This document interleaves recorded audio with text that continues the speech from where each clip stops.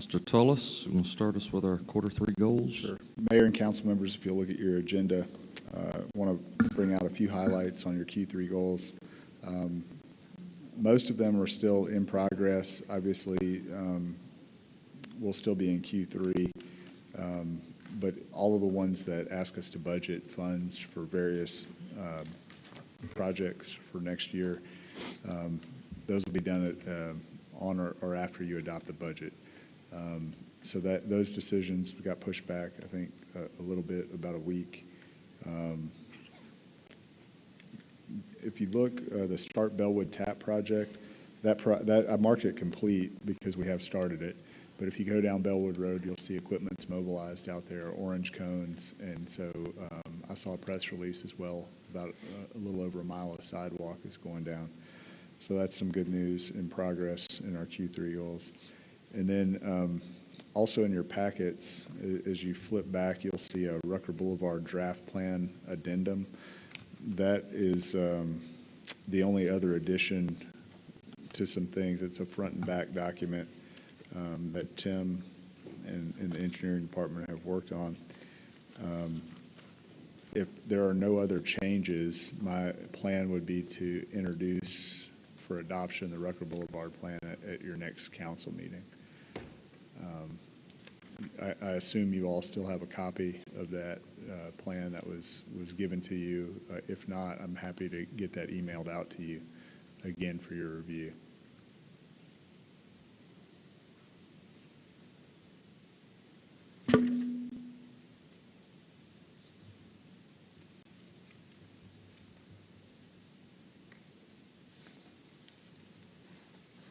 When did you say you wanted to bring this up to the?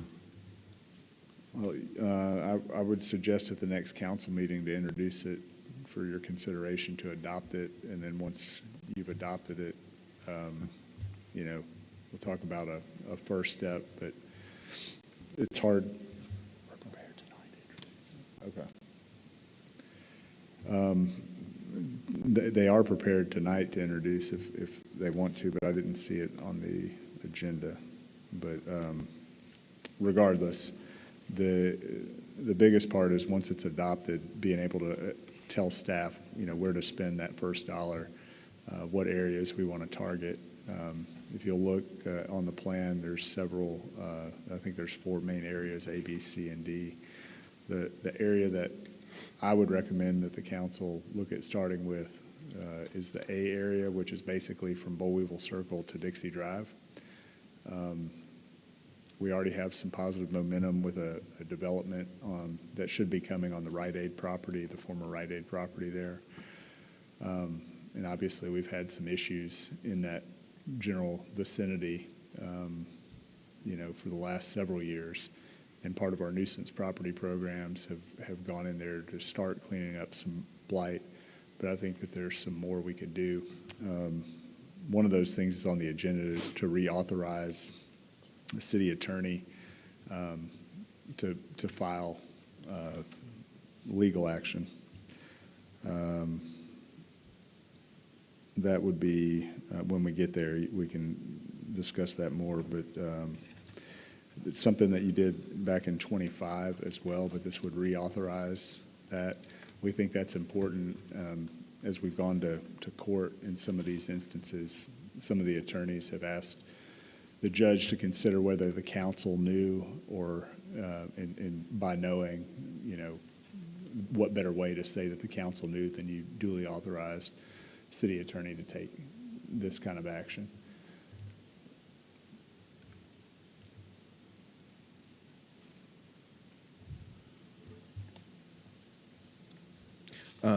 Jonathan, so in this next week or next council meeting, when we talk about the draft plan and adopting it, the code amendments that you're in here, when would we start seeing code amendments come forward, or is that something? At the same time,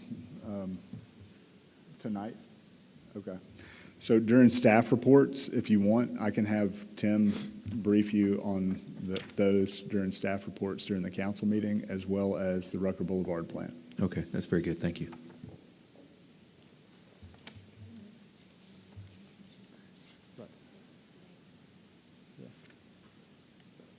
I'll make sure. So Ashley was letting us know that I'm sure you all know that a lot of those have to go through, the code amendments have to go through the planning commission, depending on what it's for. So the timing on when that gets introduced to you, it'd have to be adopted by the planning commission, but there's also a code section under the municipal code that would be adopted by the city council. So those are kind of companion documents in some instances. Okay. Yeah, it looks like some of this stuff for landscaping, signage, that puts some of the fiscal burden on the property owner to help us get that area, that corridor looking like it should. Yes, sir. That's good. Thank you.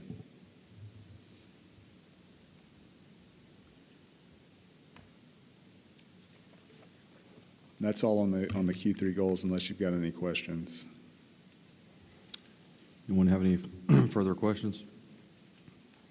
All right, then we will move into reviewing the agenda. Begin roll call, opening prayer and pledge of allegiance, approval of the agenda, and then consideration of consent agenda. On the consent agenda, we have contract billings for $499,327.39. Schmidt Environmental Construction from the wastewater treatment. Electrical, $180,048. S.A. Graham Construction, $179,527 for the County Road 606 relocation. Barge, $24,855 and $18,076, both for County Road 606 relocation. Tullison Construction, demolition clearance of public nuisance properties, $22,224. Poly Incorporated, $1,964 for consulting for wastewater treatment. $58,448 engineering services for FY26 resurfacing improvements. $1,682.31 consulting services for Gale Circle sewer relocation. Fine Getty Associates, we have two invoices for July, one for July, one for August, $6,250 for contract services. And we have some travel requests.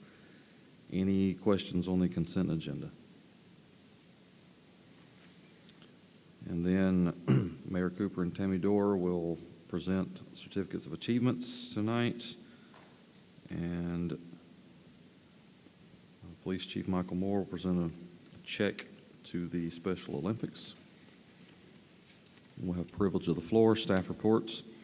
Under old business, we have a Bright rezone public hearing for the rezoning of 5.36 acres of land owned by Rhonda Bright from agriculture to B1.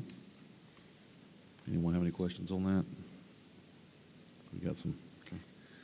Mr. Chairman, members of the council, all of these rezonings tonight, we do have, I know that you all received a PowerPoint presentation for that addresses each one of these requests here this evening. We will speak to those briefly in your public hearing session at the actual council meeting. But we're not going to go through the entire presentation for you. We're just going to kind of hit the highlights, but we'll be prepared to answer any questions that you have, and I can answer any questions that you have about this case or any of the other cases at this time as well. Thank you. Any question on this one? All right. Then we'll have a rezoning of 0.6 acres of land by M&S Development LLC from B1 business to B2 business at 435 Glover Avenue. If y'all have any questions on any of these, just stop me because I'm just going to keep going through them. I'm not instead of asking every time. Then 6.94 acres of land owned by Gallenco into the city annexation and zoning of 6.94 acres of land owned by Gallenco into the city limits and to establish zoning of R1. And then we have another 19.19 rezoning for Gallenco from Ag District to R1, located at 400 Richland Drive. And then annexation and zoning 3.14 acres of land owned by O'Berry Family Revocable Trust into the city limits to establish B3. Another for the same trust, O'Berry Family Revocable Trust, annexation and zoning of 6.76 acres for B3. And then another annexation zoning 36.62 acres for the O'Berry Family Revocable Trust into the city limits to establish zoning of R4. Then we will review and consider ordinance to enact procedures for broadband fiber providers and their contractors. I know we discussed this last time. Any questions on that? Under new business, review and consider resolution to authorize the mayor to acquire certain property for the 101 Access Road project. Mayor and council members, as we discussed in a prior executive session, this is property that is adjacent to the community college. They own a couple of parcels across the street from their main campus. And this is, in this particular case, this is something we would like to move forward with to try to negotiate and help the college system out. This doesn't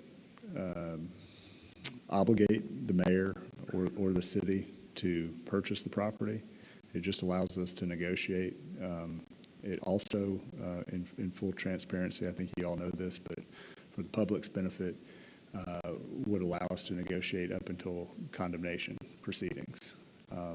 All of that would come back before you if we got to that point. Whether it was to purchase, condemn, whatever, this doesn't obligate a decision at any point. It would all come back to you. So. All right, any questions? Thank you. All right. Resolution for application for funding assistance for the FY 2027 airport improvements. Mr. Mott. Yes, sir. Thank you, Mr. President. So, as y'all know, we just executed a grant for roughly $6.2 million worth of construction of the airport. Part of the agreement of that was the FAA and ALDOT asked us, we get $150,000 in entitlement money every single year, so they asked us to appropriate our next year's entitlement towards this project as well, since the project will be going on during next year's physical project. So this is something we do every year. We basically, you're giving the mayor the authority to turn in a pre-application for that funding. So it's $150,000, but it'll go towards that construction project that's currently underway. So this is just authorizing the mayor and to execute a resolution for future funding when it becomes available by Congress later in calendar year 2027. Any questions? All right. We have a consideration resolution providing for the authorization of the city attorney to initiate specific legal action regarding a public nuisance. Good evening, council. Last fall, Jonathan mentioned it to you a minute ago, you passed a resolution allowing us to move forward with litigation for certain nuisances, and that's when we started working in the Levels litigation, the Econo Lodge litigation, and the Liberty Gas Station litigation that have all been filed in court. So after recent events, the city is interested again in moving forward with more nuisance litigation, which I'll be happy to speak about specifics in executive session. And so we just wanted to restate that, since we have a new council, that we still have that power to do so. Also, since the last resolution, we have broadened the language a little bit to also include input from the city engineer, because one of the things we also have in our tool belt is that we can go after properties like, for instance, some of these private roads that are in horrible shape. We did that with Apache, and you remember we brought litigation for that and got the road in that area repaved by the private owners. There are some instances in the city of that we would like to take care of as well. Through litigation, we can require homeowners to clean up properties, or have the city, or have a court order for the city to be able to do that and put a lien on the property. So it gives us the opportunity to take care of some of these nuisances that we're seeing throughout the city. Do you guys have any questions?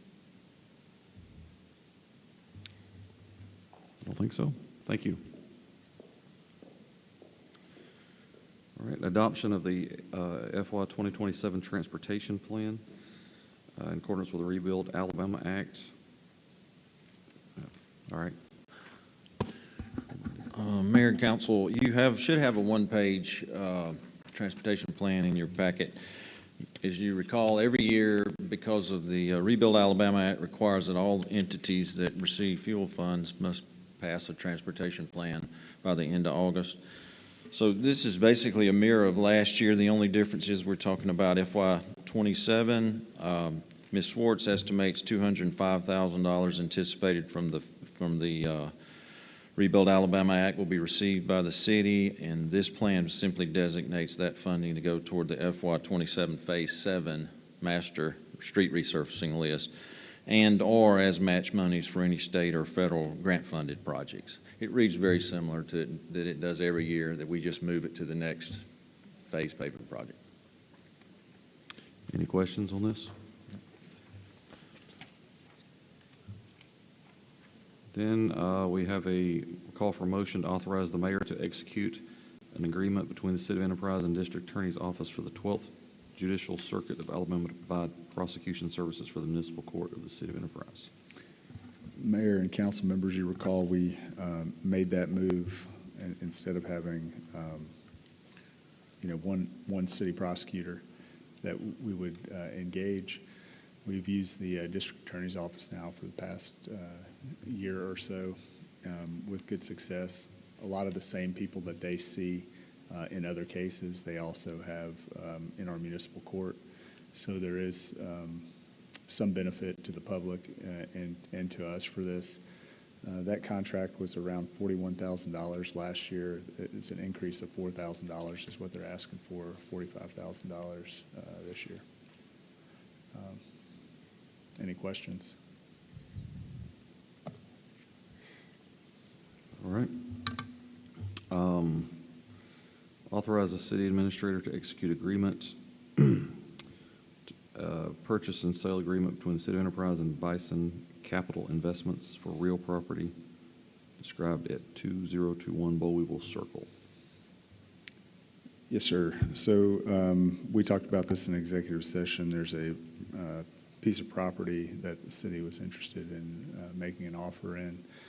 It would be pending appraisal and coming back to the council. And in this particular case, the contract would call for the city to put down a $20,000 refundable if we didn't move forward within 45 days to purchase the property, but a $20,000 escrow payment for the property, give us 45 days of due diligence, and for any reason, if we decided not to move forward, we could withdraw and get the $20,000 escrow payment back with no penalty. If not, we would move forward to close. I think we have 30 days to close.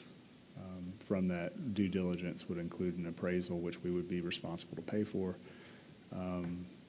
And we would also have, force majeure clauses in the contract, et cetera. I think that contract's in your packets. Any questions on this? All right. I did skip one here. Authorize the mayor and city administrator and city attorney to negotiate and execute a technology services agreement. Yes, sir. That contract I know is in your packet. You may see a change there. It says Titan Technology Solutions. That is Work session. work session packets. I'm sorry. Yep. That contract was up in June, so we've been in a month-to-month situation. M4 is rebranding into this Titan Technology Solutions. That is the contract. In discussions with the mayor and other city staff, we have been satisfied with the work that's been done. There may be a few things that we want to tweak in the contract, but in essence, we were averaging about 170 hours of services a month. Works out about $125 per billable hour. So we could have taken one offer that would have been a contract for a pre-described number of hours or an unlimited plan. This contract is for the unlimited plan. It's about $22,000, a little over $22,000 a month for those services. And I think on the second to last page, it breaks down some of the pricing as to what we're getting. I know we have two IT folks on the council, so I know Councilman Paget and I talked about what the rate would be versus, when he was in business doing IT work. I don't know if you have any comments or thoughts on that, Councilman Paget. No, I've looked over the pricing, and I think it's very fair pricing, as long as the city is happy with the services being provided. I haven't read every single line in the contract myself yet. I did Yep. read a good portion of it, still working through it, but for an unlimited contract, I don't personally have any problem with the pricing. Yeah, the motion that you'll see before you, and typically I don't like doing this, but this would allow myself, city attorney, and mayor to negotiate the contract details. Typically, we would like to give you guys enough time to read through this, ask any questions. We can still do that, but unless anybody objects with keeping the services the same, we still have an opportunity. We're not going to leave here and sign this tomorrow. We still have some questions to work out with our IT provider, but we capped the price. So if you look on what the motion's actually saying, it's authorizing us to negotiate, but a price not to exceed on there. So it will give you some time to peruse this, ask some questions, things that you may see in the contract that you're like, what does this mean? Or maybe you want to add something, language to the contract. You can certainly let us know, and we can do that if you choose to adopt this tonight. Anyone have any questions at this time?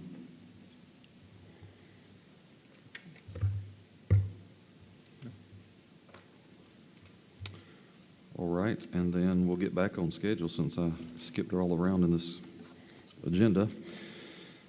Move to authorize the city administrator, consider designation of trick-or-treat schedule for 2026, 2029.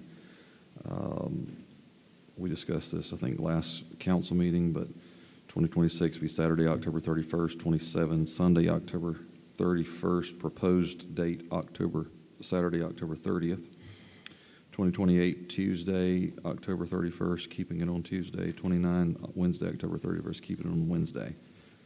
Any questions or comments about that schedule? All right, then we'll end with the mayor's report, council member comments, and adjournments. I think the next thing on our work session agenda is the technology implementation plan.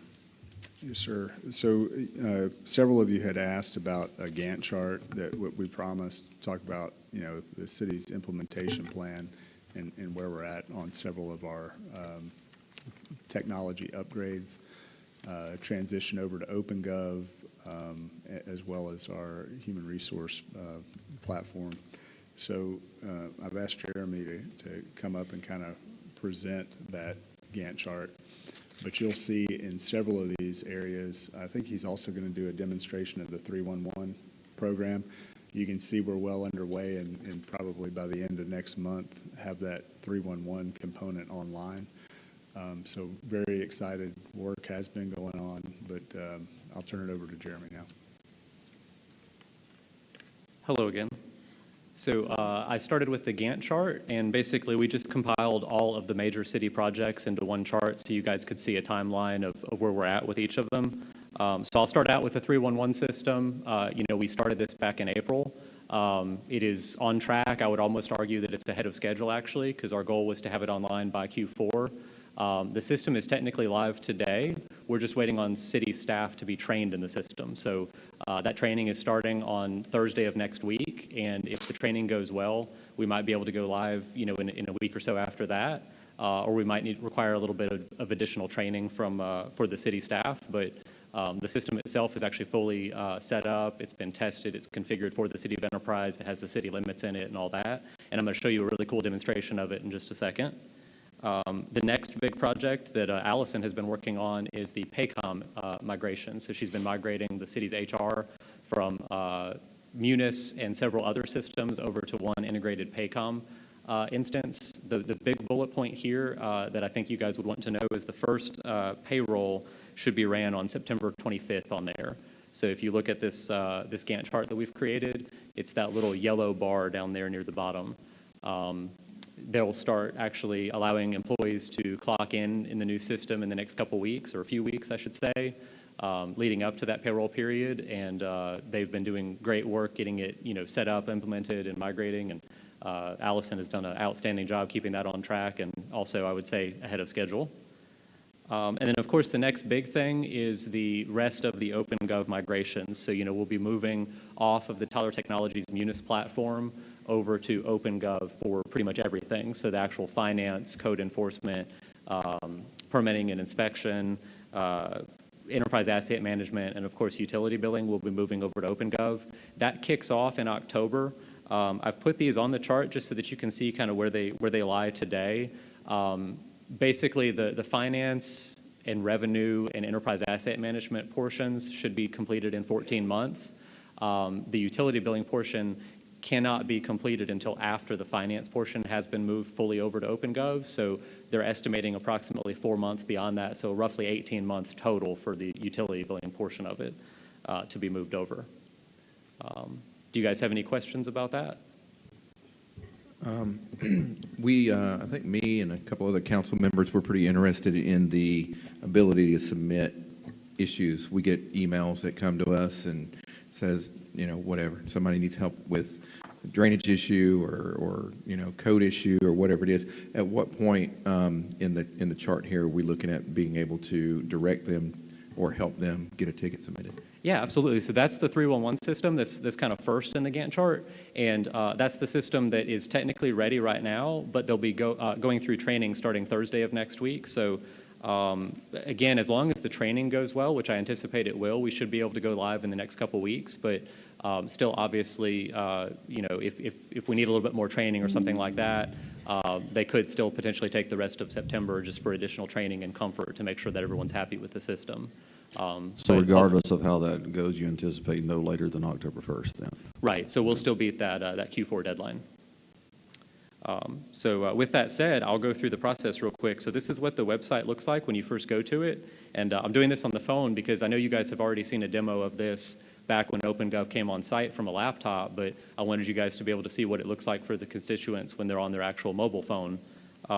So when the citizen comes to the request website, they can actually view the requests on a map. So if there's already a pothole and a citizen has already made a request for that pothole, we don't have a bunch of duplicate requests coming in. They'll actually be able to look at the map, see that there's already a issue for, or a request for that issue.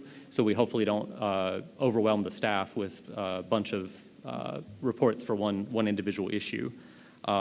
So I'll go through and just do a new issue from scratch here. So I'm gonna hit report an issue. We've chosen just basically right now when citizens put in a request, they're calling in to Public Works, and these are the top requests. These are the things that most people are calling about. So we're gonna start small, but we can, if we start seeing a lot of requests go underneath other, we can just turn on new request types in a matter of seconds.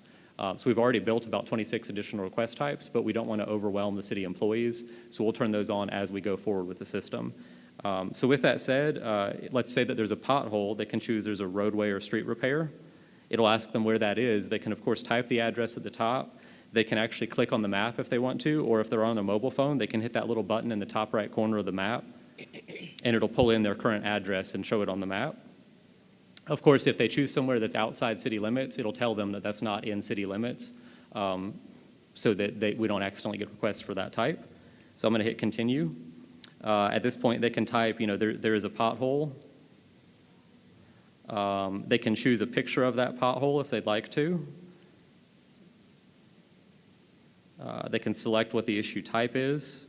They can hit continue. And at this point, it'll ask them for their contact info. And if they choose to put in their actual contact info, they can choose to get emailed notifications when that request has been updated. So like when city staff update it and say, hey, we're repairing that tomorrow or something like that, they can get an automatic email about that.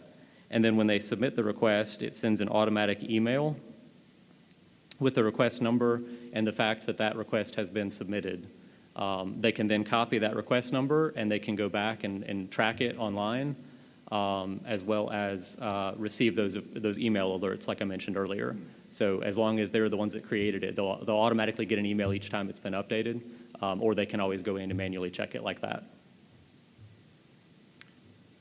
Hey, Jeremy, you mentioned staff training, but would there be any tutorials that we're going to have posted for citizens? So they are actually building out some like infographics with QR codes and kind of like awareness campaign for it that Emily will be able to use on the social media, and we could even print out small posters and stuff like that if we'd like to. So yes, there will be some info with that that they're going to provide us before we go live. The only problem that I just had with that is you said copy and paste that. Is there any way they can make that tracking number linkable in the We email? can actually. Okay. It's kind of in a simple state from the get-go, but yes, we were looking at that a little while ago, and there's a way that we can change that into a link. That's the first thing that popped out at me, so, okay. Yeah, absolutely. Only other question I had, you mentioned citizens being able to see on the map that an issue's already been reported, but let's just, for instance, say that there's people that don't recognize that, and they submit 12 of the same issues for, Berry Public Works and whatnot. Do they have a way on the back end as a power user to kind of consolidate those things? They can actually, and it automatically takes the contact of each of the users that created their own individual tickets and combines them on the back end so that when they update that one single request, it'll notify all of those constituents. Very nice. And the other cool thing that I thought of when you mentioned that is if users still call in and report an issue, city staff is going to be trained to put the issue into the system from their back end. So those issues will also show up on the same map.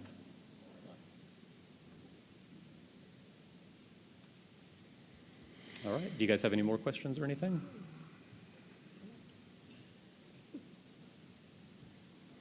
No, that's exciting. I've been looking for this for a long time, so Great. glad to see it here. Thank you, Chair.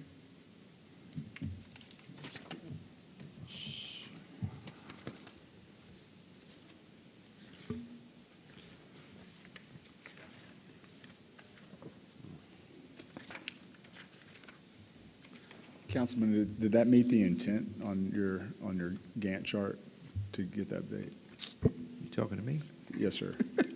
Yeah, it's fine. I just wanted an update on where we are, and yeah, looks good. Just maybe, I don't know, a periodic email would be good. We don't have to do it here, just an email, maybe Okay. every few months. It just says here's where we're at. Yeah. Yeah, look good. I'm working on making that Gantt chart a interactive web page that I can send you guys to be Okay, able to view that'd be fine. at your leisure. That'd be good. Yeah, it's a big project. Just want to know the status, where we're at. So it's very good. Thank you. Absolutely. All right, any other questions on that? Then we're a little early in our agenda here, but the next item on the agenda is request for executive session pending litigation legal issues by Jonathan Tullis. Yes, sir. Obviously, I don't expect there to be any vote or anything on it, but just want to give you an update on some legal issues before the city, as well as on your agenda tonight. All right, do I have a motion to go into executive session? I make a motion, we go into executive session. Second. All right, all in favor say aye. Aye. All opposed, same sign. Motion carries. We'll go into executive session, and we will come back by 6 o'clock to start our meeting.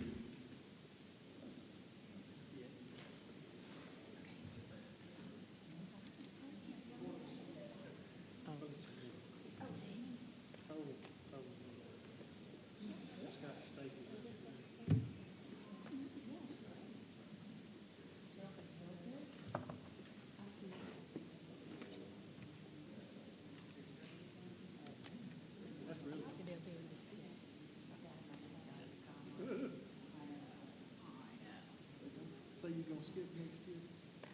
You're gonna skip your next birthday?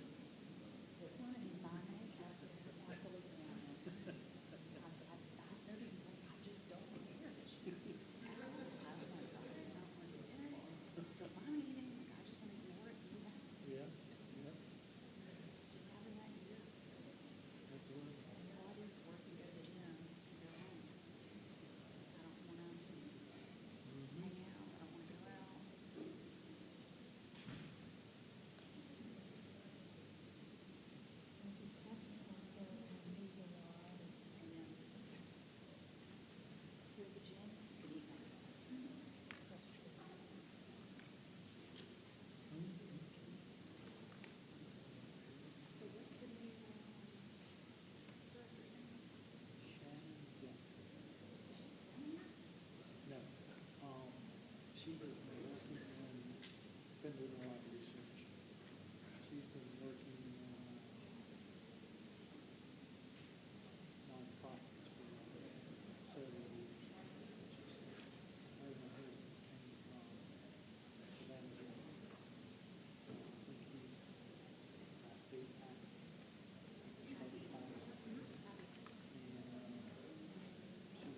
Hey, sir. How you doing? I guess you How were are sitting you? down before you board. No, it's more important. How are you doing? You feeling good? Good, good. And that's You about ready to how start family running again got or square. something? We have been short.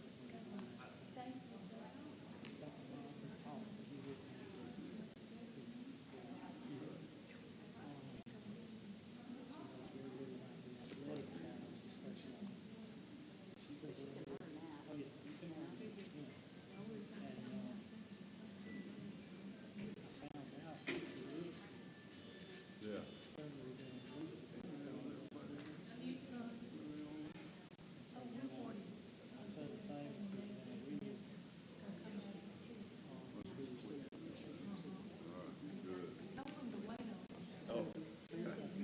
I'm sure they did.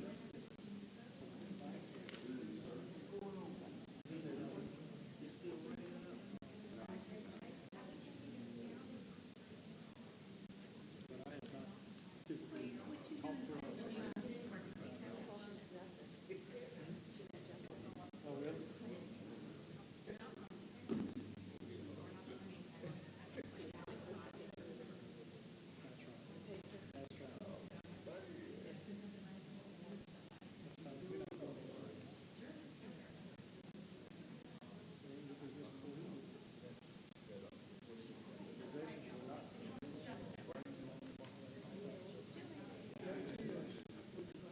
I love what she said. She said, if I remember. That's why I posted that we were on the left.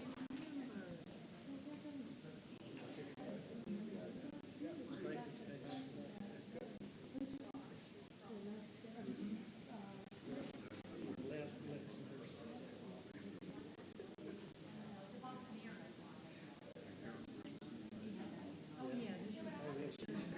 She's totally buying it now. She's got 2 B's, 2 I's, extra ears. Yeah.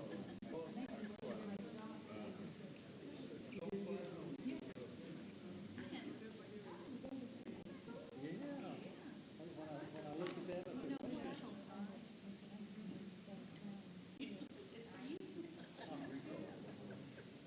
You know, I told Brooke, you're gonna meet the executive. She's good. And she, something comes up, she looked at it.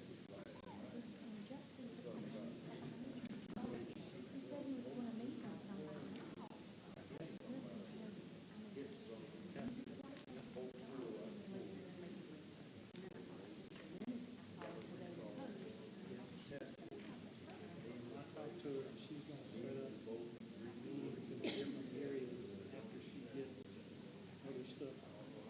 I did not get to see the webinar, because I don't know if I saw it where, well, we could. I mean, we could have, just, we could have all jumped on and, you know, Zoom meeting. Think so, think we need to watch. Think Henry sent it out. It might be. Yeah,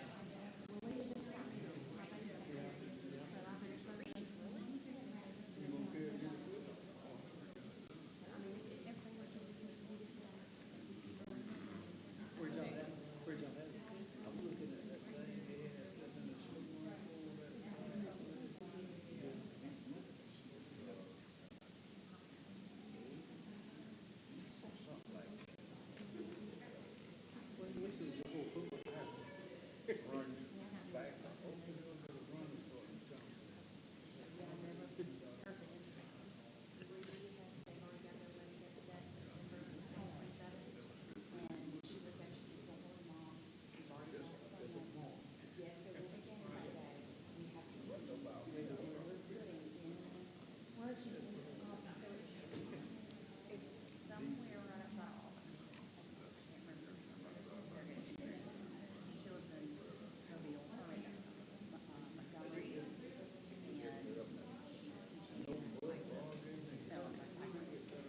And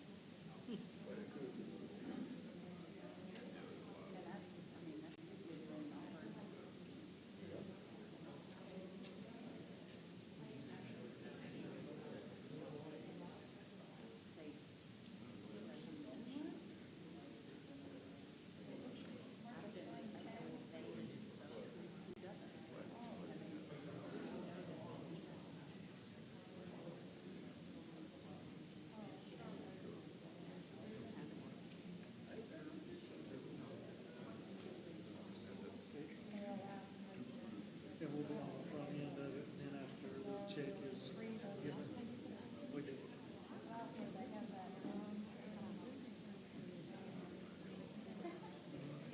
Well, there's some dead time. As a matter of fact, you can hear about it online, if you can.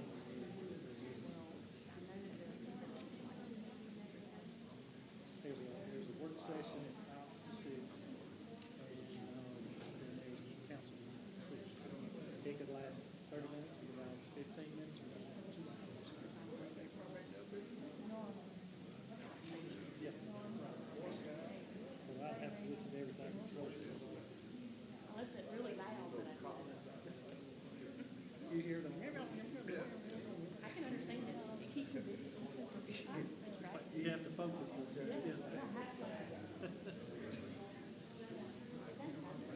Yes. Just so weather.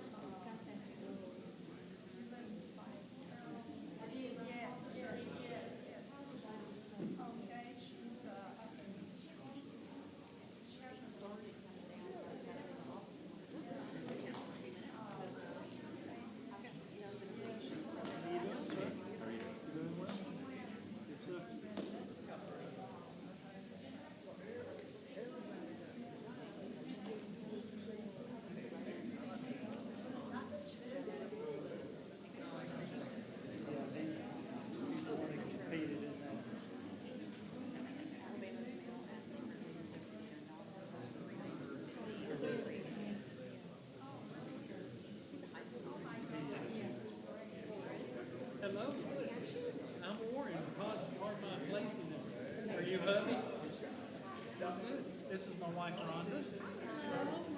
And this is Brooke. She's on our committee. And Nice to meet you.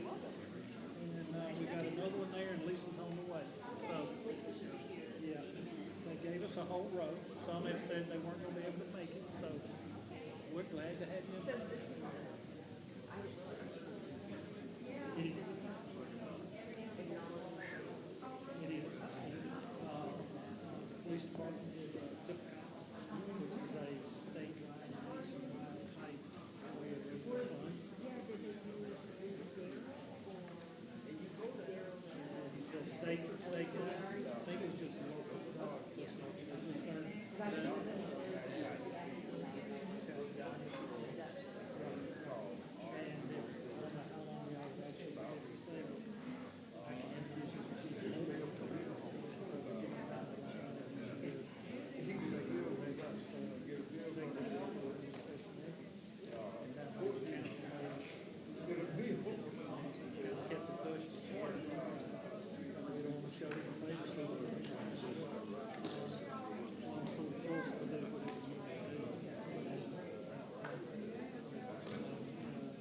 This council meeting looks like it may fund it. Most of them go really well. They have a work session prior to, and they've already gone over the agenda. Kind of said that they're in executive session now, so we can talk about it.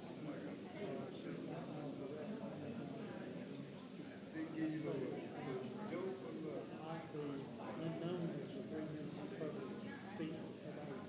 As an issue, is that we don't have some speaks.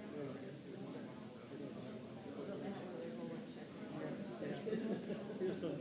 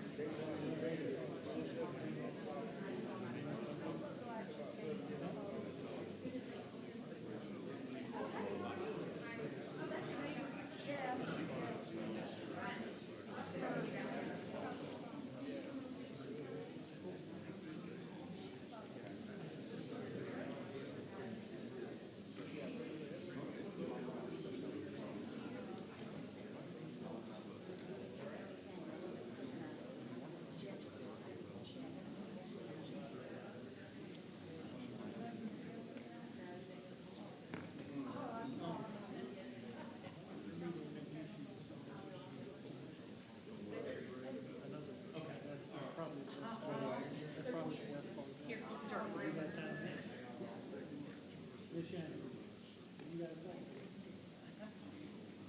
Michael Moore. Hi, I'm Shannon Jackson. Nice to meet Shannon is our newly appointed executive director for Special Olympics Alabama. Okay. She had a question about the TikTok program that we do here, because she's actually made the I don't know enough about it. I'm curious if Daryl was involved in this, whatever you guys just raised money for. Daryl. Daryl, he used to be an academic PR for the state of Alabama. Yeah, I know. Yes. Okay, I just meet with him on Thursday, and I want to be prepared. So, I got the idea of Heath Carpenter.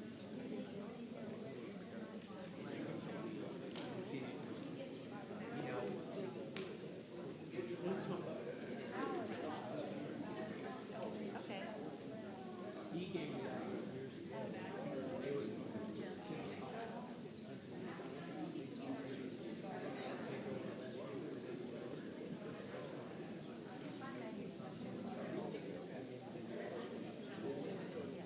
Without notification.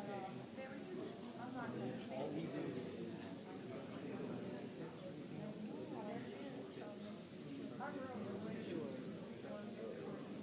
That's great.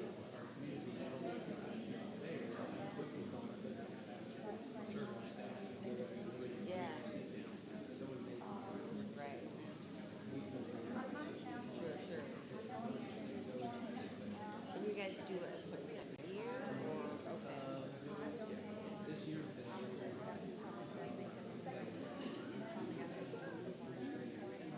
Right.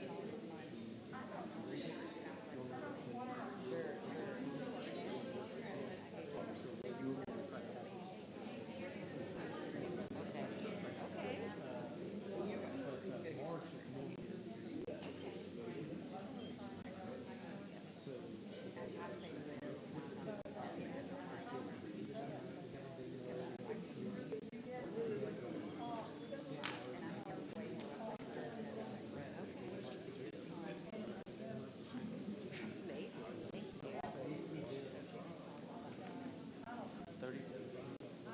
Amazing. Wow, wow.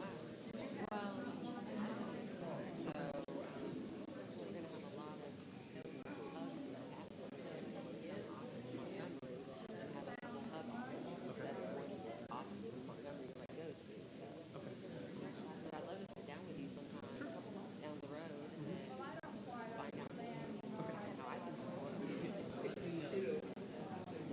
Genevieve Morris is my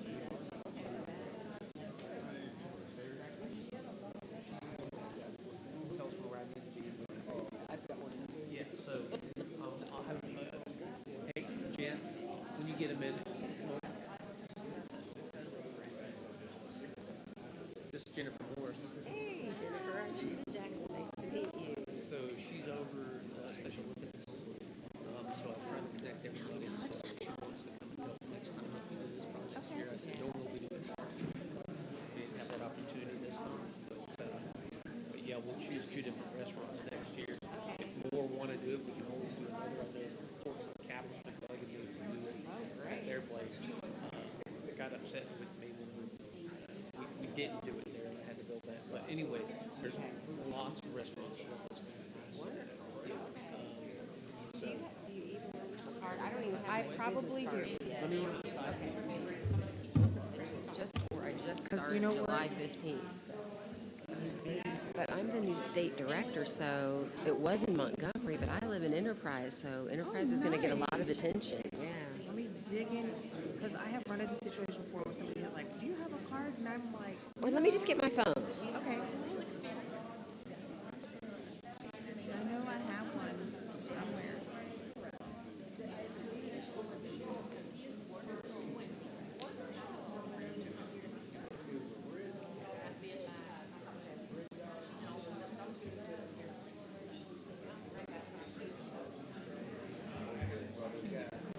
Oh, you found one. You want me to just take a did. picture of it? It's Do you fine, only have yeah. one?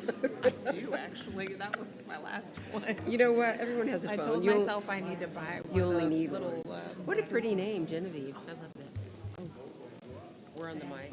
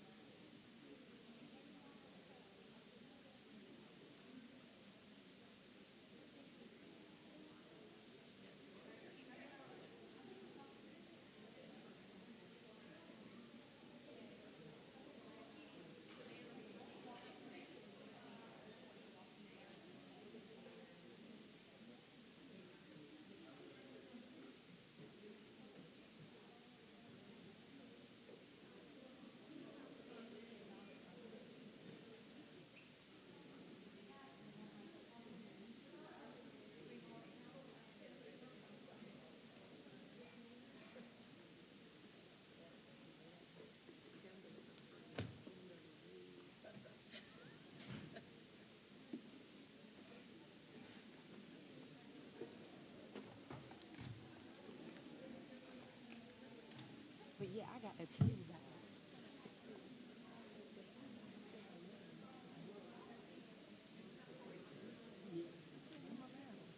She don't need to be over there running her mouth about nobody that she don't even know. Um, yeah, I just did it so they could bring it up and let her know. And I did it also to let.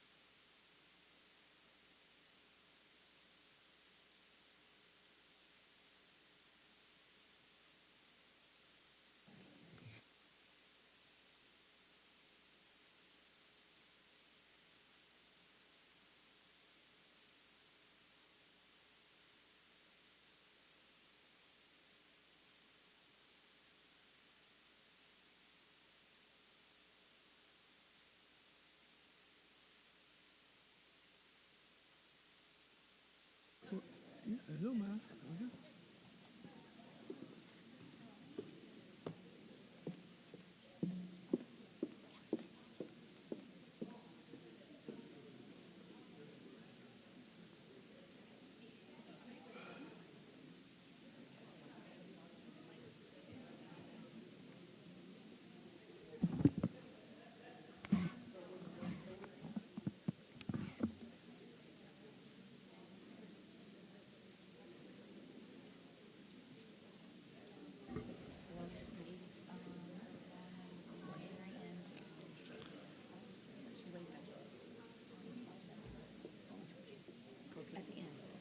At the end, since there's no time to. All right, we'll call this regular session of the City Council to order. Let the record show that all members of the council are present. We'll begin with our opening prayer and pledge of allegiance. Mayor, if you'll lead us in prayer. May we pray. Most gracious and heavenly Father, we want to thank Thee for this day and thank You for the many blessings that Thou hast bestowed upon us. As we are gathering here tonight, is to honor a young man and honor others who have done well in representing our city. May we move in the right direction, and whatever is done in the best of order, decent and in order. These and other blessings we ask in our Son's Jesus' name. Amen. Join me in the pledge of allegiance. I pledge allegiance to the flag of the United States of America and to the republic for which it stands, one nation, under God, indivisible, with liberty and justice for all.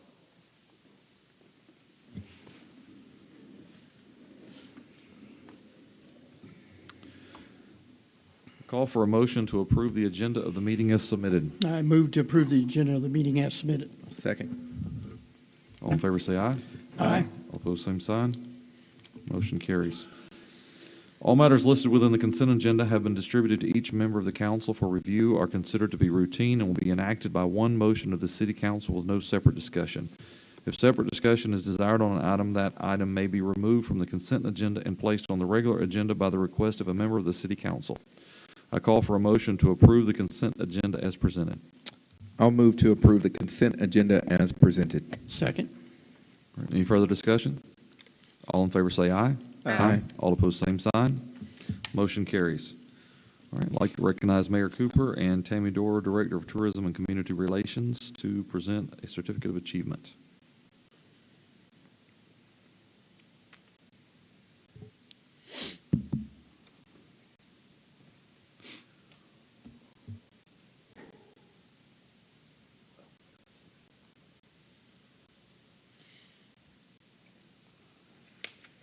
First, I would like to say good evening to everyone. At this time, I would like to recognize Trevor Roden for representing not only Enterprise, but the entire state of Alabama at the Patriots game. Trevor, would you please come up here to join me? And I would also like to ask Tammy Dewar to help me with this presentation. Tammy. Thank you, Mayor. Trevor recently had the incredible opportunity to represent Alabama at the inaugural Freedom 250 Patriot Games, a national competition celebrating America's 250th anniversary. As a rising freshman at Enterprise High School and a member of the class of 2030, Trevor was selected as Alabama's male athlete representative. He competed alongside young athletes from all 50 states, U.S. territories, and tribal nations.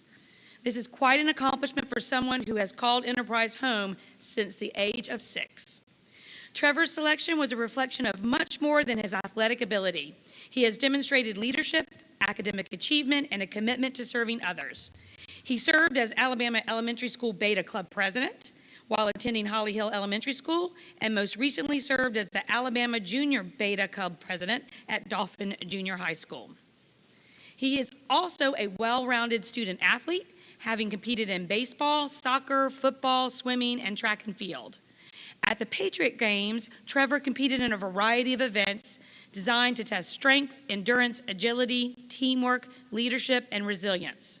Over the course of the competition, he took on track events, kickball, dodgeball, hurdles, pull-ups, agility drills, sorry, I can't even say it, might not long do it, agility drills, and a variety of sports circuits. While Trevor did not advance to the final 4 male competitors, his experience was certainly a victory in his own right. He stepped up to a tremendous challenge, competed alongside some of the nation's most talented young athletes, and represented Enterprise and the state of Alabama with maturity, confidence, and determination. Your accomplishments are a testament to your hard work, character, and dedication, and we are proud to call you one of our own. At this time, Mayor Cooper will read the Certificate of Achievement. Mayor Cooper? Go. Certificate of Achievement.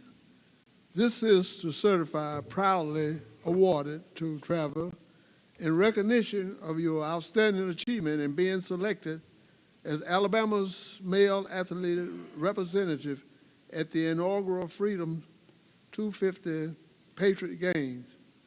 Proudly representing the state of Alabama in this national competition, celebrating America's 250th anniversary. In witness whereof, I have hereto set my hand and caused the seal of the City of Enterprise to be affixed this 18th day of August 2026.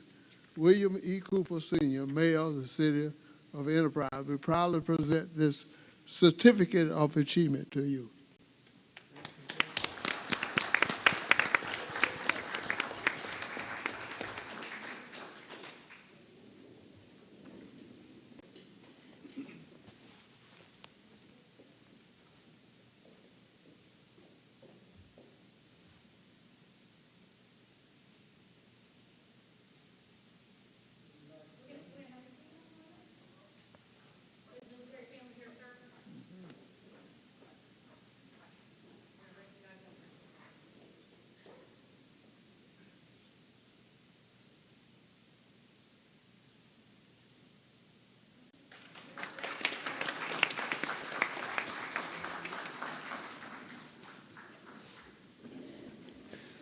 Congratulations.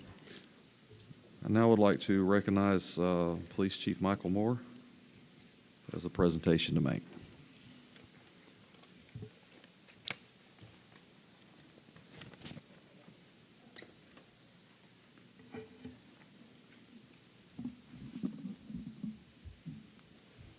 Good evening, Council and Mayor. Good evening.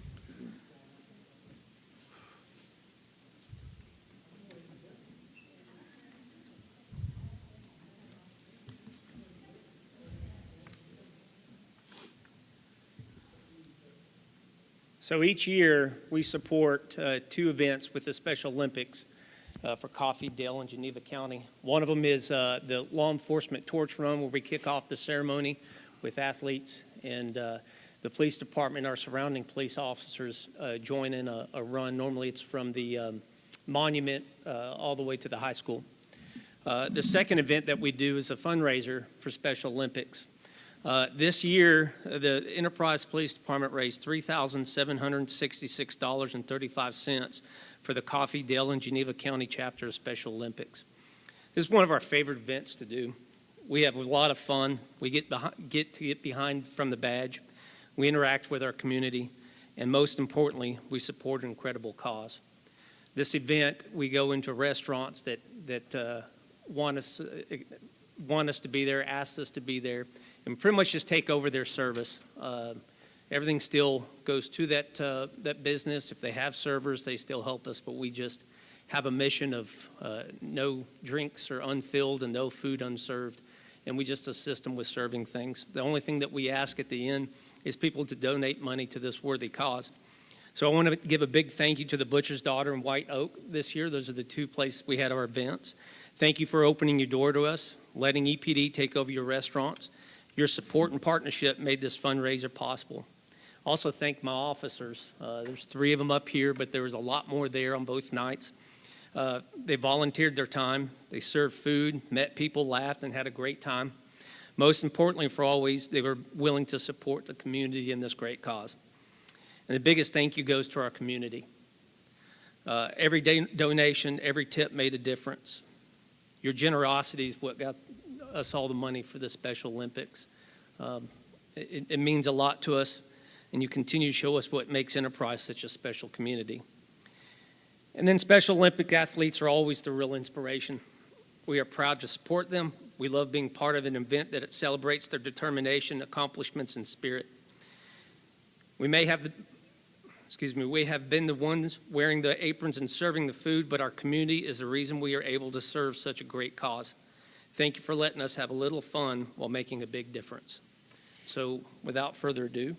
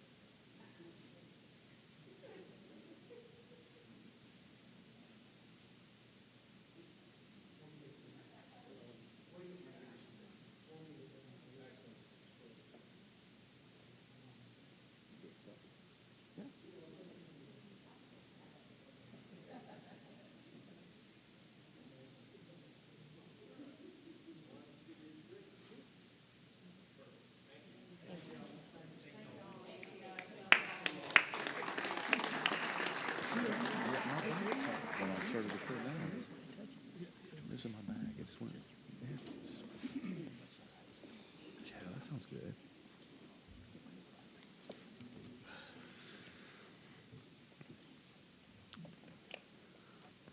All right. This is the part of the meeting where anyone in attendance tonight who wishes to address the council may do so for 3 minutes. If there is a public hearing on the agenda for the topic you are concerned with, please wait until that public hearing opens to address the council. If they choose, staff, mayor, and council will respond to your comments during the appointed times later in the meeting. Repetitive, disruptive, and disparaging comments will not be tolerated. If you're found out of order, your privileges can and will be revoked. Does anyone wish to address the council at this time? All right, seeing none, we'll move on into staff reports. Okay.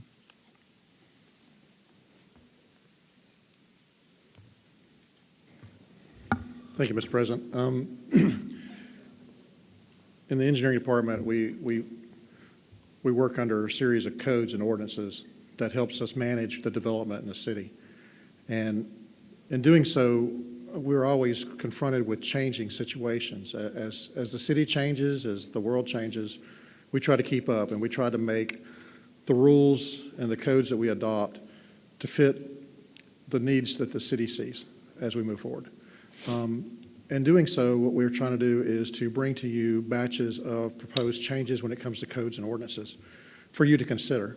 So with that, I've asked Tim to do a quick presentation to you on that. There's 9 that we want to present to you, at least at a very high level tonight. I've sent you an email during the meeting for you to review later, and the intention is to bring it back to a future council after I get some feedback from you for your consideration and ultimately requesting your approval. Some of these codes and ordinances will have to go through planning commission. Some of them will come directly here. I'll work them through the processes, but we just want to take the opportunity tonight, just at least introduce them to you, let you know that they're coming to you. So with that, I'm going to turn it over to Tim Milstead, our city planner, to go through these 9 proposed changes, at least in a brief view, and then we'll answer any questions you've got.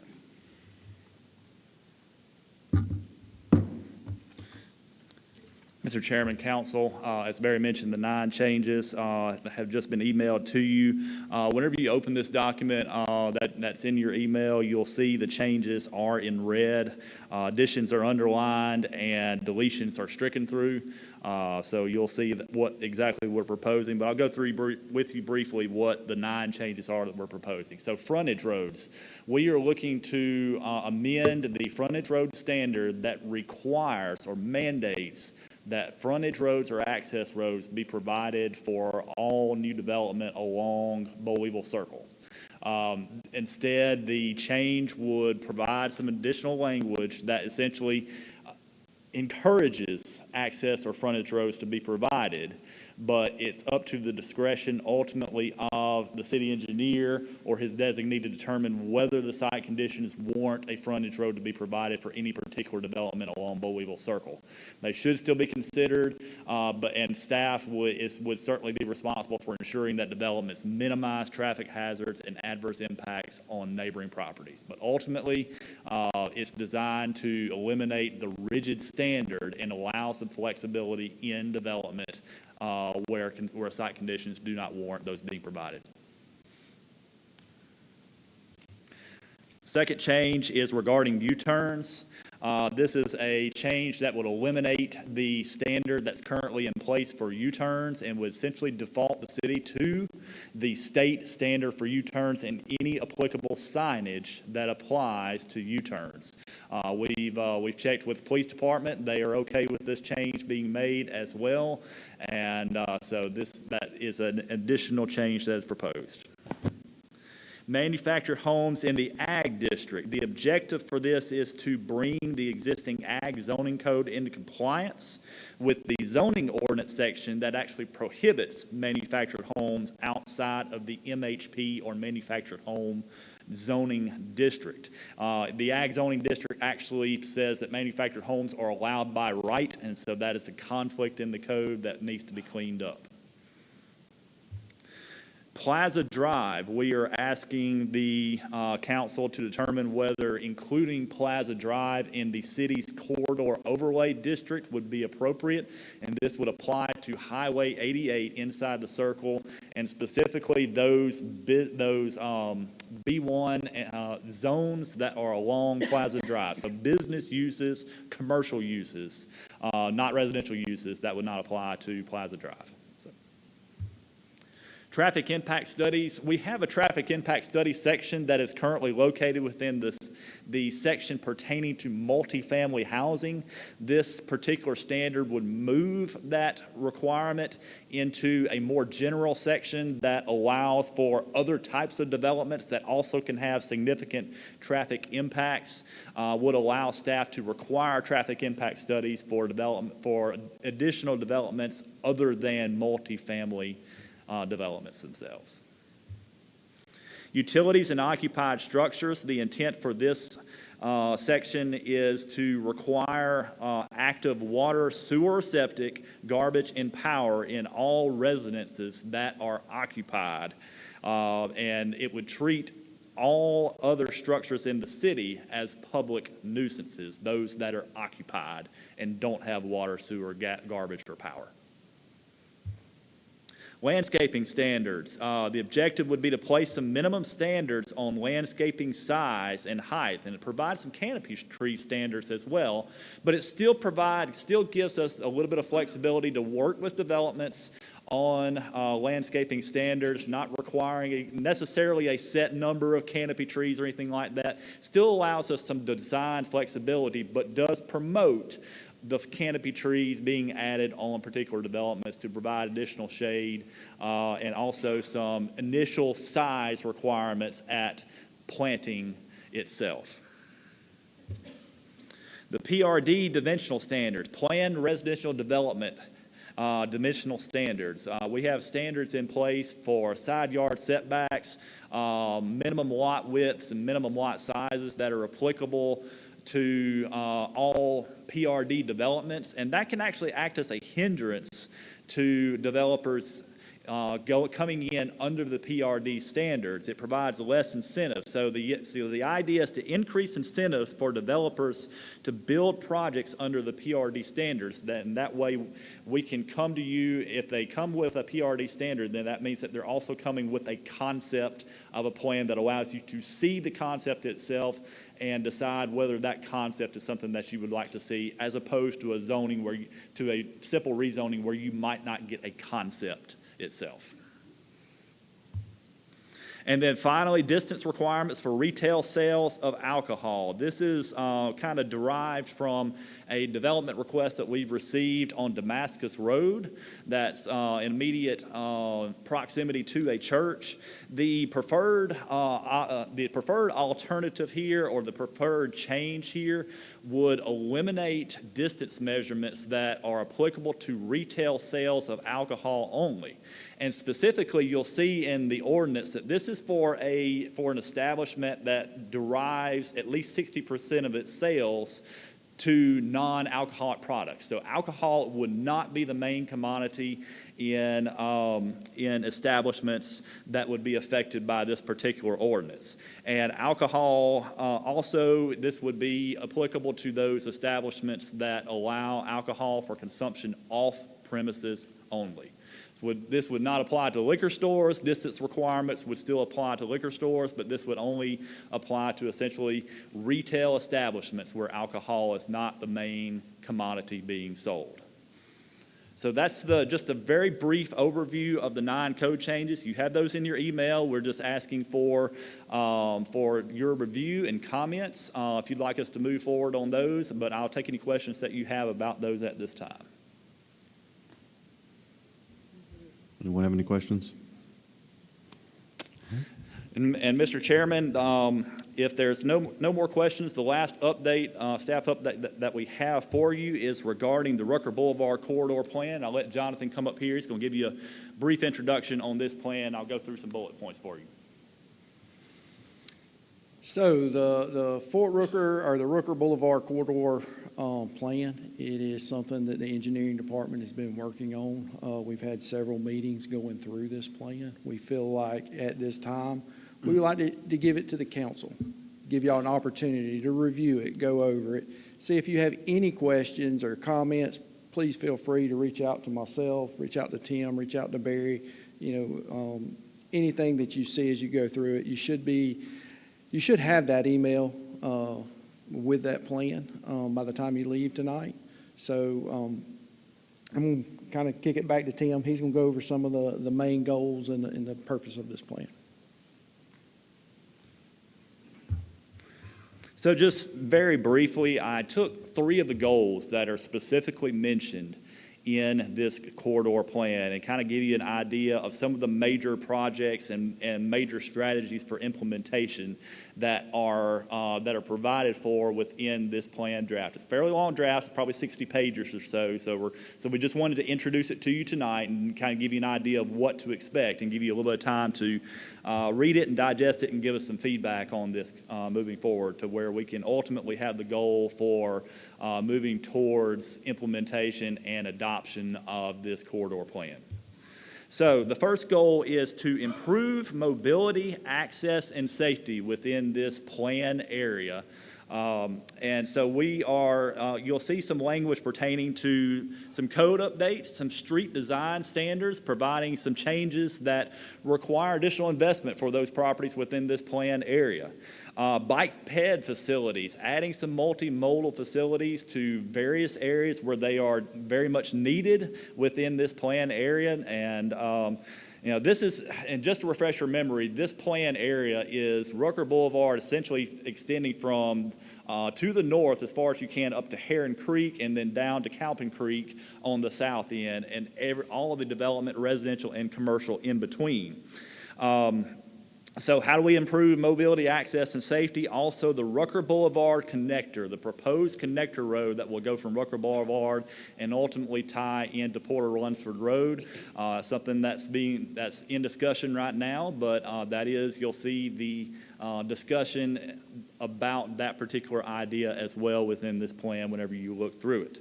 Also, you'll see a couple concepts pertaining to the East Rucker configuration. And East Rucker, by East Rucker, I mean east of Freedom Drive.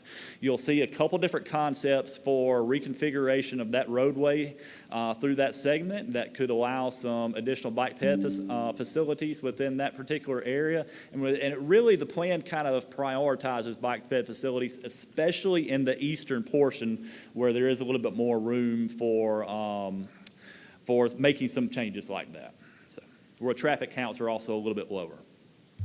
So the second goal that I have is to stabilize and enhance business areas. Very much needed along Rucker Boulevard in those business areas.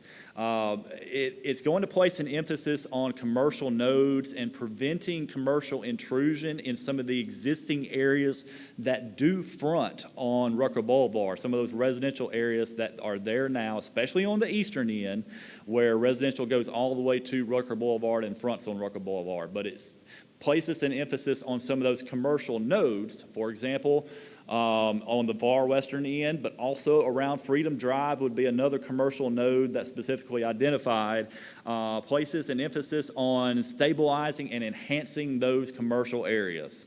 Enhancing the appearance of developed business areas, providing some lighting and signage, whether it's community signage, informational signage, but also some lighting as well to improve safety within that entire corridor.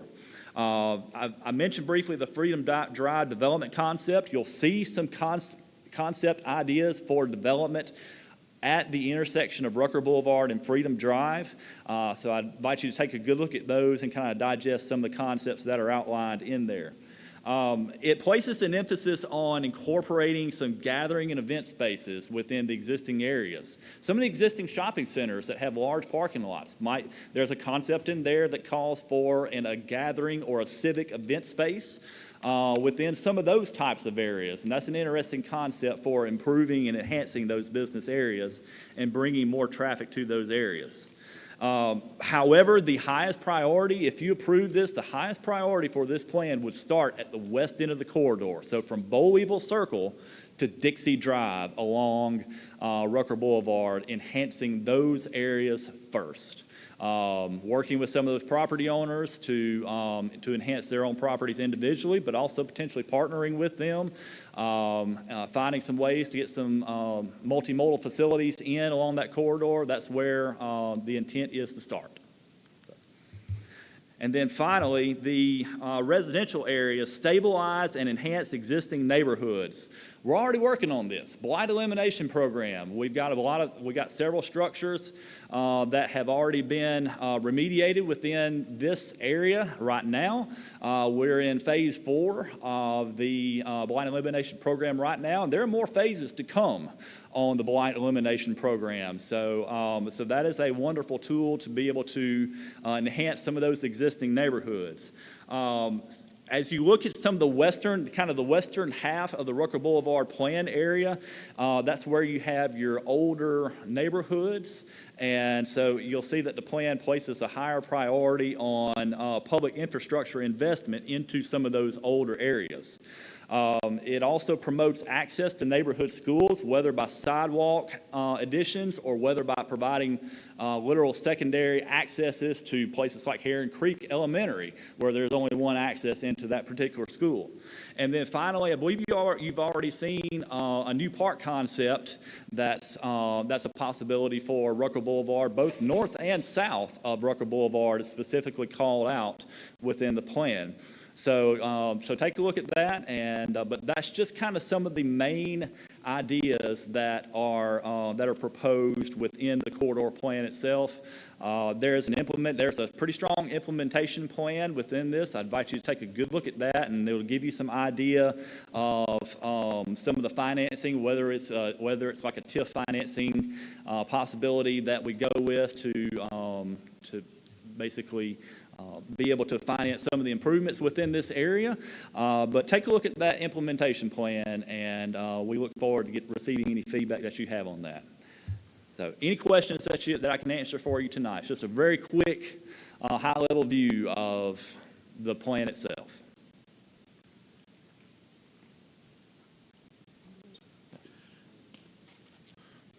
Mr. President, so as you can see, we're really excited about some of the changes that we got before you. We just want to take the opportunity tonight to at least introduce it to you. It's in your email when you have a chance to do that, and after we get a chance to talk, you get a chance to review that. We'll bring it back to a future council meeting for more discussion and possibly request approval from this body to move forward with those. But the Rucker Boulevard plan, as you can see, is very detailed. We spent a lot of time on that. It tries to cover everything that we heard from council and mayor as a request of what you wanted us to consider in a good plan for Rucker Boulevard. You can look through that, and we can make modifications, or you can move forward as it is, or we can start over, whatever your desire is on that corridor. But I wanted to at least take tonight and give that introduction to you, and I appreciate the opportunity to do so. Thank you. Thank you. Thank you, Mayor. Thank you, gentlemen. Are there any other staff reports? All right, we'll move into old business. A call for a public hearing prior to consideration of Ordinance 07-2126, providing for the rezoning of 5.36 acres of land owned by Rhonda J. Bright from Agriculture District to B1 Business District, located at the southeast corner of Highway 167 Plaza Drive and 3 Notch Road. This hearing is now open.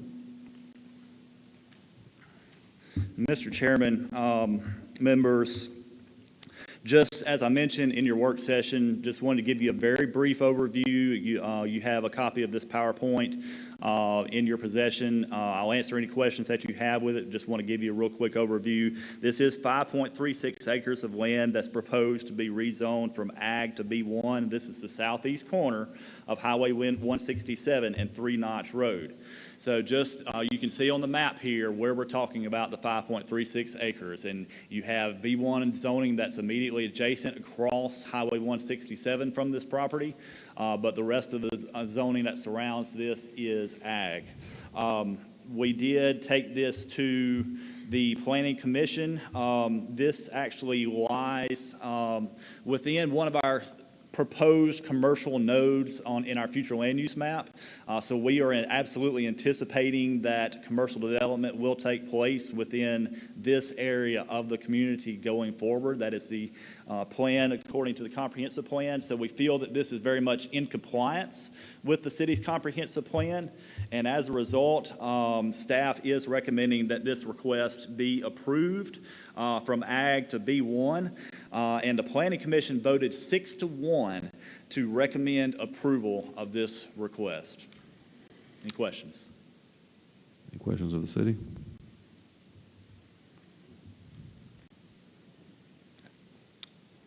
All right. Is there anyone here to speak on behalf or against this? All right. Does the requester have a desire to speak tonight? All right. Seeing none, this hearing is now closed. Do I have a motion? Move to adopt ordinance 072126. Second. Any further discussion? All in favor say aye. Aye. All opposed, same sign. Motion carries. Call for a public hearing prior to consideration of ordinance 072126A, providing for the rezoning of .60 acres of land owned by M&S Development LLC from B1 Business District to B2 Central Business District located at 435 Glover Avenue. This hearing is now open.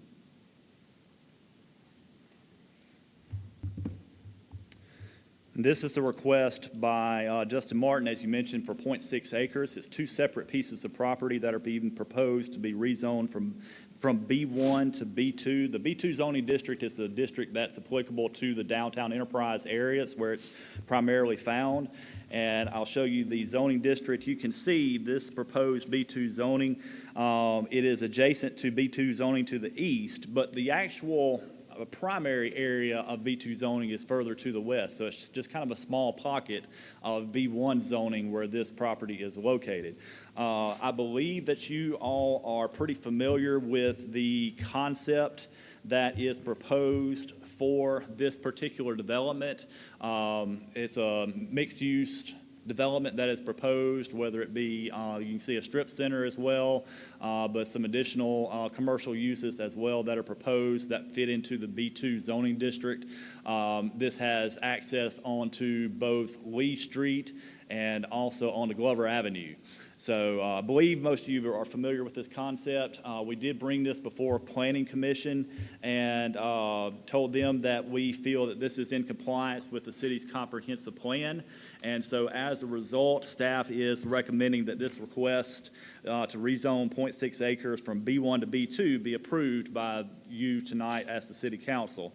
And the Planning Commission also unanimously recommended approval of this request. Questions? Any questions of the city? All right.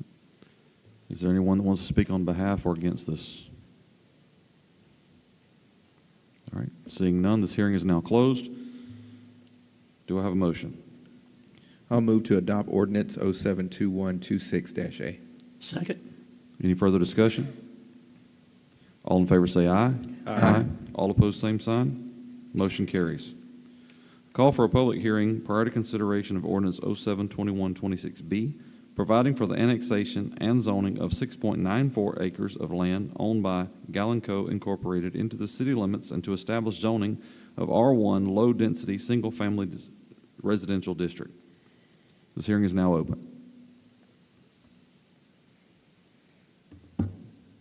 Council members, these next few cases that you have before you, I'm going to kind of take in a single presentation overview for you here. You have this particular request has two parts to it. It's the annexation of 6.94 acres and then also the rezoning of a little bit over 19 acres of property as that's proposed as a part of Country Estates Phase 6.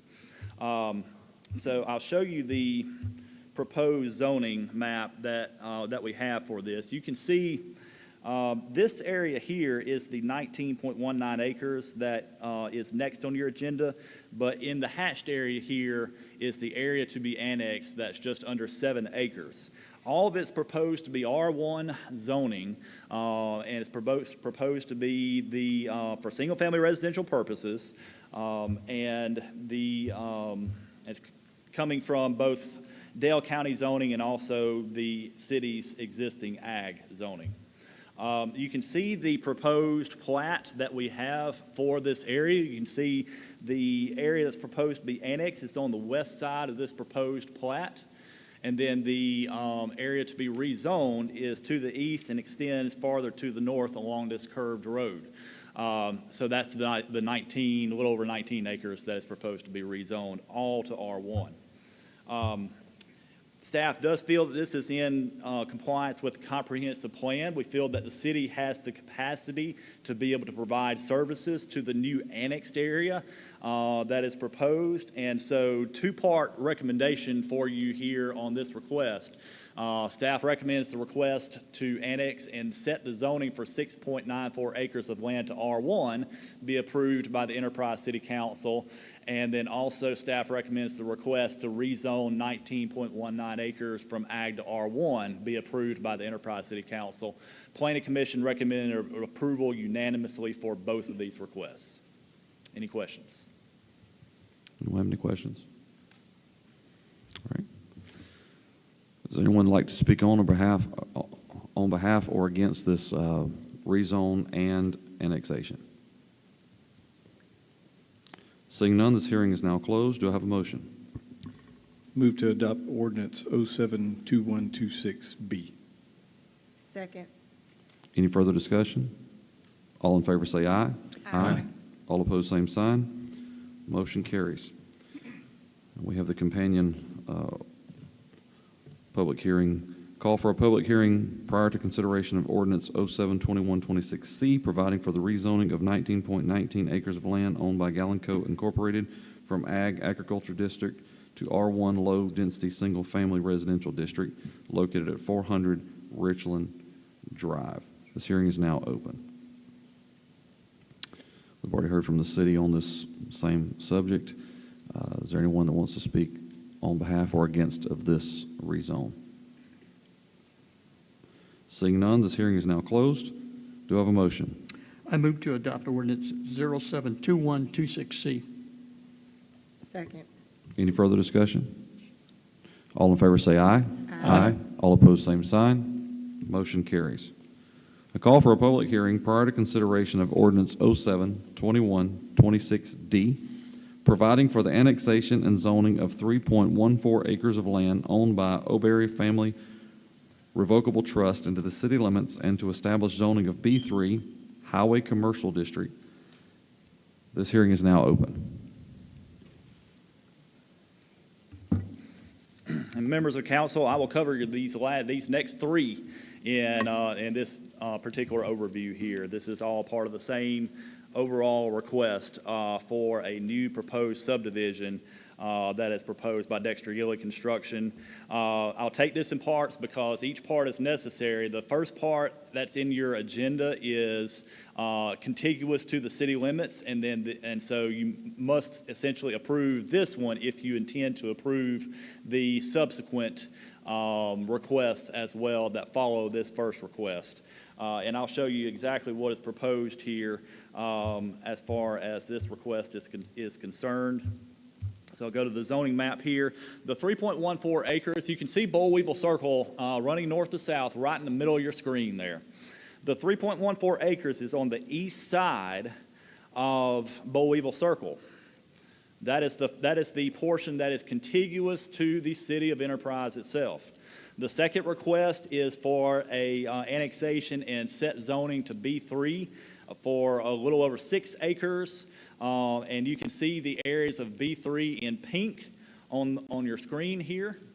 And then the final request is for a proposed annexation and set zoning to R4 for over 36 acres of land. This is a project we've been working with the developer on for some time now and determined that this was the best fit for the type of concept that they have brought before us at this time.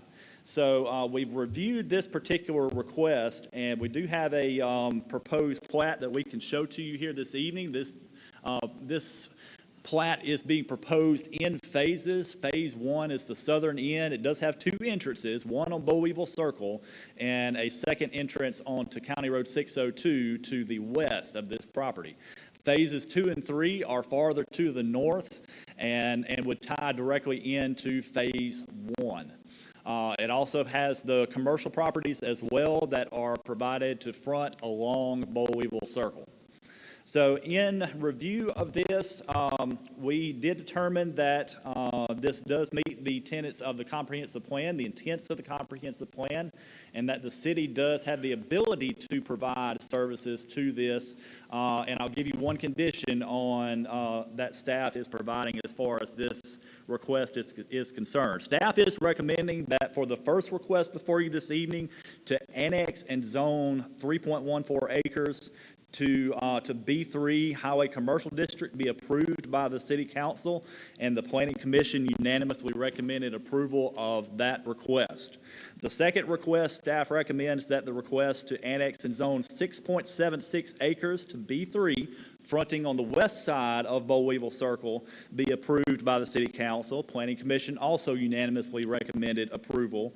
And then finally, staff and Planning Commission recommend that the request to annex and zone 36.62 acres to R4 zoning be approved by the City Council, subject to one provision that you have, that the applicant must provide a development schedule by which the city would agree to provide sewer capacity for phases 2 and 3 under a mutually agreeable timeline.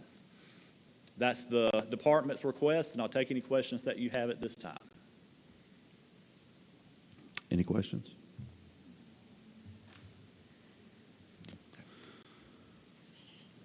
All right, is there anyone here that would like to speak on behalf or against this project? All right, seeing none, this hearing is now closed. Do I have a motion? Move to adopt ordinance 072126D. Second. Any further discussion? All in favor say aye. Aye. All opposed, same sign. Motion carries.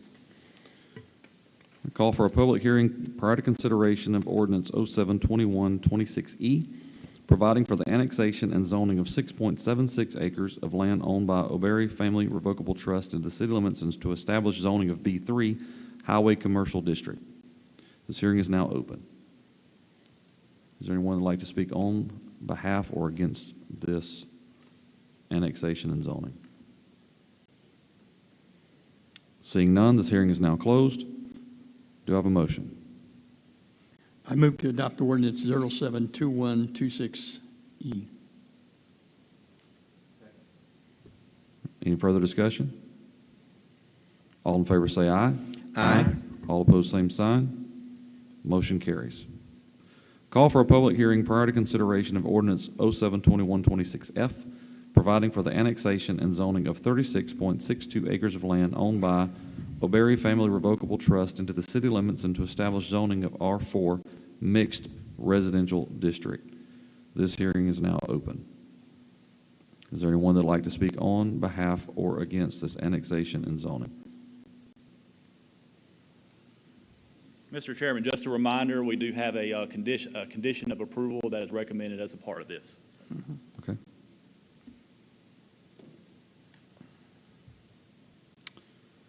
Seeing none, this hearing is now closed. Do I have a motion? I move to adopt ordinance 072126F. Second. Any further discussion? Greg? Developers agreeable to the condition? Oh, yes. That is my understanding, yes. Yeah. Okay. It was during the city planning, too. Okay.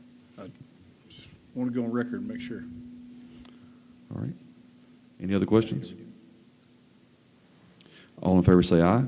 Aye. All opposed, same sign. Motion carries. Call for consideration of ordinance 080426, providing to enact procedures for broadband fiber providers and their contractors who conduct business in the city of Enterprise.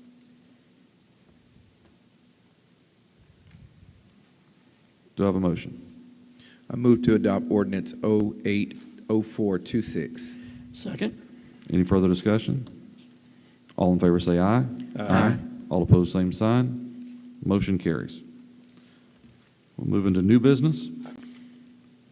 Introduce and call for consideration of Resolution 081826, authorizing the mayor to acquire certain property for the 101 Access Road project. Do I have a motion? Move to adopt Resolution 08-1826. Second. Any further discussion? All in favor say aye. Aye. All opposed, same sign. Motion carries. Introduce and call for consideration of Resolution 08-1826A, providing for the authorization of an application for airport improvement funding assistance from the State of Alabama Department of Transportation. The funding will be for the purpose of undertaking a project in fiscal year 2027 to make improvements in Enterprise Municipal Airport. Do I have a motion? I move to adopt Resolution 08-1826A. Second. Any further discussion? All in favor say aye. Aye. All opposed, same sign. Motion carries. Introduce and call for consideration of Resolution 08-1826B, providing for the authorization of the city attorney to initiate specific legal action regarding a public nuisance. I'll move to adopt Resolution 08-1826B. Second. Any further discussion? All in favor say aye. Aye. All opposed, same sign. Motion carries. I call for a motion to adopt the City of Enterprise fiscal year 2027 transportation plan in accordance with the Rebuild Alabama Act. The plan, adopted annually, provides that estimated revenues of $205,000 anticipated from the Rebuild Alabama Act fuel bill fund during the 2027 fiscal year to perform roadway improvements, repairs, resurfacing, reconstruction, or maintenance toward completion of the City of Enterprise FY27 Phase 7 Master Street Resurfacing List, and or as match monies for any state or federal grant-funded projects to perform roadway improvements, repairs, resurfacing, reconstruction, or maintenance within our existing street road network during said fiscal year. Do I have a motion? Move to approve the FY 2027 transportation plan as submitted. Second. Any further discussion? All in favor say aye. Aye. All opposed, same sign. Motion carries. Call for a motion to authorize the mayor to execute an agreement between the City of Enterprise and the District Attorney's Office for the 12th Judicial Circuit of Alabama to provide prosecution services for the municipal court of the City of Enterprise per the terms of the agreement. Do I have a motion? Move to authorize the mayor to execute the agreement as submitted. Second. Any further discussion? All in favor say aye. Aye. All opposed, same sign. Motion carries. A call for a motion to authorize the mayor, city administrator, and city attorney to negotiate and execute a technology services agreement. The agreement should not exceed a 3-year term with no more than $270,000 to be paid annually. Do I have a motion? I move to authorize the mayor, city administrator, and city attorney to negotiate and execute a technology agreement as requested. Second. Any further discussion? All in favor say aye. Aye. All opposed, same sign. Motion carries. Call for a motion to authorize the city administrator to execute a purchase and sale agreement between the City of Enterprise and Bison Capital Investments, LLC, for the real property described as 2021 Bollweevil Circle, Enterprise, Alabama 36330, parcel number 160307400000303, and parcel number 191603007400004.002 for a purchase price of $1 million. Do I have a motion? I move to authorize the city administrator to execute the agreement as submitted. Second. Any further discussion? All in favor say aye. Aye. All opposed, same sign. Motion carries. Introduce and call for consideration of a request to designate official trick-or-treat dates and times for 2026 through 2029. 2026 Halloween date is Saturday, October 31st. Proposed trick-or-treat date, Saturday, October 31st. 2027 Halloween Sunday, October 31st. Proposed trick-or-treat Saturday, October 30th. 2028 Tuesday, October 31st. Proposed trick-or-treat Tuesday, October 31st. 2029 Halloween date, Wednesday, October 31st. Proposed trick-or-treat date, Wednesday, October 31st. Do I have a motion? Move to designate official trick-or-treat dates and times for 2026 through 2029 as submitted. Second. Any further discussion? All in favor say aye. Aye. All opposed, same sign. Motion carries. Mayor, do you have a report for us? Thank you, Mr. President. This week, Enterprise has welcomed the community and economic development leaders from across Alabama for the Main Street Alabama Summit of Excellence. Having this statewide conference here is a great opportunity to showcase our downtown, our businesses, and the people who make Enterprise such a special place. It also says something about where Enterprise is today. We are not only working to make our community better for the people who live here, but we are becoming a community that others want to visit, learn from, and experience. While we welcome our visitors downtown this week, there's a lot happening throughout the rest of Enterprise as well.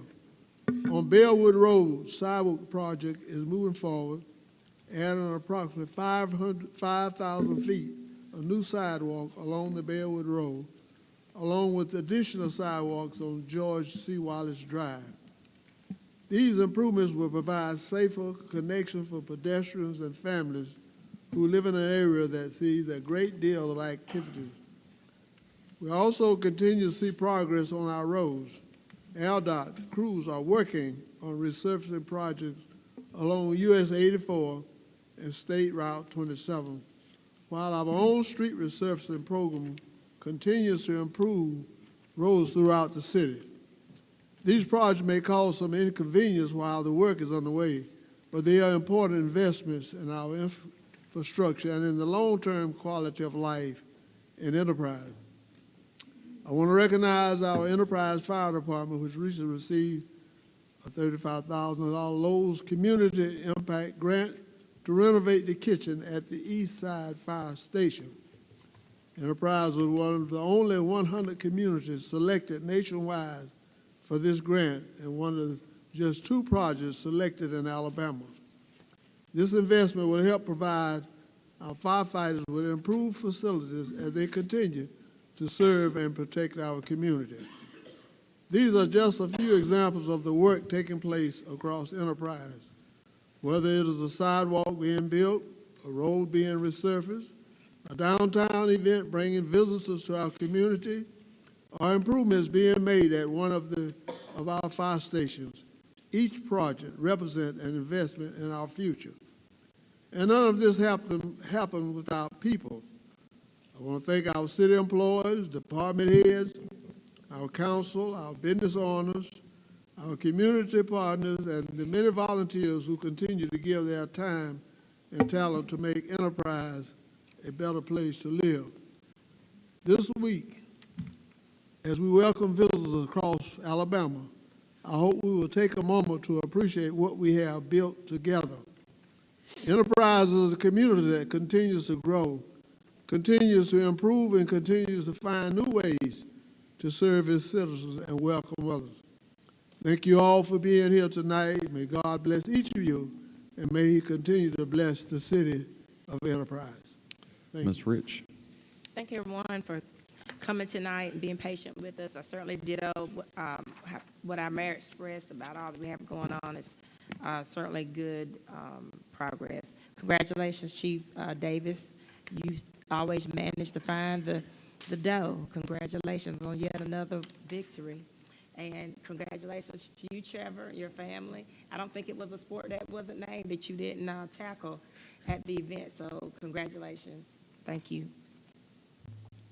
Yeah, thanks, Trevor, for representing Enterprise and the state of Alabama. It's always great to have local folks and talent on display. So speaking of local talent, thank you for Mr. Tullis and his staff. You know, all the things you hear tonight that we're putting together takes countless hours of research, dotting I's and crossing T's, all the way from engineering to legal. So I know you guys don't get thanked enough, so I appreciate what you do in getting us the information to make good decisions. Also, the Wildcats tee it up Friday night, so we got football, the band, the cheerleaders, all have been sweating out in the heat, putting in a lot of work. So let's get out there and support them, have a great home crowd. I'm on the chain gang on the sideline, so, you know, you might see me get run over if a play comes in the sideline. I try to get out of the way, but I'm not as quick as I used to be.